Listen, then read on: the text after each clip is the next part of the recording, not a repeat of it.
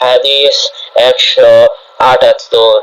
ইবনে আব্বাস রাদিয়াল্লাহু আনহু থেকে বর্ণিত, তিনি তার খালা ও রাসূলুল্লাহ সাল্লাল্লাহু আলাইহি ওয়াসাল্লামের স্ত্রী মাইমুনার ঘরে এক রাত কাটান।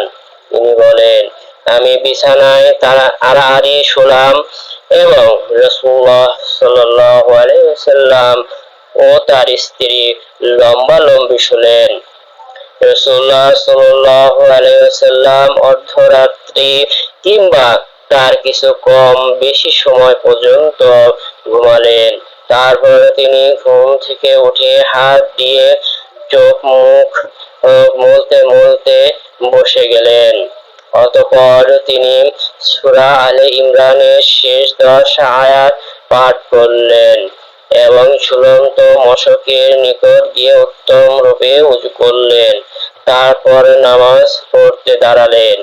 ইবনে আব্বাস রাদিয়াল্লাহু আনহু বলেন, আমিও উঠে গিয়ে তার মতো করলাম। তারপর তার বাম পাশে গিয়ে দাঁড়ালাম।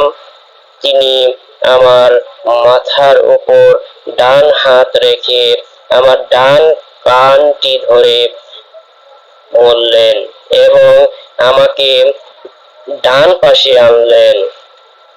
তারপর 2 রাকাত, তারপর 2 রাকাত, তারপর 2 রাকাত, তারপর 2 রাকাত, তারপর 2 রাকাত, তারপর 2 রাকাত নামাজ পড়লেন, মোট 12 রাকাত।